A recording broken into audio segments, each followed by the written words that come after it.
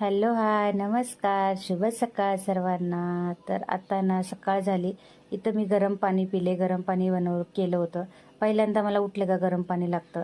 त्याच्यानंतर ना रात्री थोडे शेंगा फोडल्या होत्या, तर ते शेंगदाणे ना मी एकदमच भाजून ठेवत असते.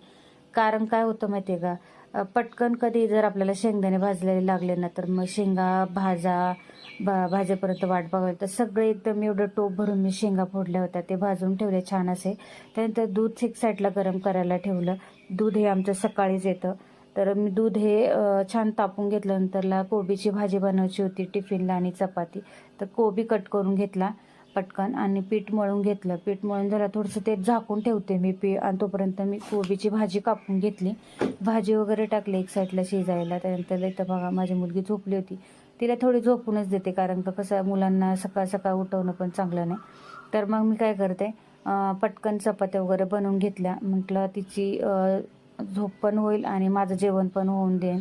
मग तिला आपले उठले का अंघोळ वगैरे केली का मग नाश्ता. ते इकडे एका साईडला कोबीची भाजी झाली होती, तर तिला कोबीची भाजी चपाती अति प्रचंड आवडते.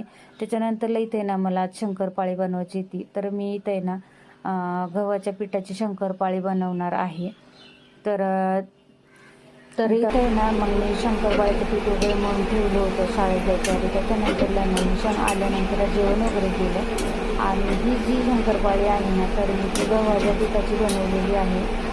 एक थोडाही मैदा न वापरता मी आज बनवलेल्या आहेत शंकरपाळ्या, जे की मैद्याच्या न करता मी गव्हाच्या पिठाच्या बनवलेल्या आहेत. पाहू शकता भारी झाली आणि तुम्हाला दाखवते सुद्धा. आता हे एवढेच राहिले, तुम्हाला आवडत झाल्यात बनवून. तर तुम्हाला मी त्याचं हे दाखवते की गव्हाचं कसं असतं, लहान मुलं खातात आणि चांगलं पण असतं. जसं मैद्याचं जास्त लहान मुलांना पदार्थ म्हणजे लहानांनीच नाही तर मोठ्यांना सुद्धा जास्त खाल्ल्याने त्रास होतो मैद्याने. त्याच्यामुळे म्हटलं चला आपण आज चाय बरोबर खायला, म्हणजे कधी पण असं थोडंसं भूक लागले तर माझ्या मुलीला आहे ना शंकरपाळी मला आणि तिला खूप आवडते. म्हणून म्हटलं चला आज आपण बनवून टाकूया. माझ्याकडे घरामध्ये सामान होतं, तर म्हटलं चला गव्हाच्या बनवूया. आता केलं शंकरपाळी चहामध्ये. हे बघा पाहू शकता त्याचा कलर वगैरे पाहून. गव्हाच्या पिठाच्या दुप्पट तिप्पट फुलतात, इतक्या छान आणि खुसखुशीत होतात बघा. क्रिस्पी अगदी तोंडात टाकतात जळणाऱ्या अशा, अगदी गोड पण खायला सुद्धा भारी लागतात.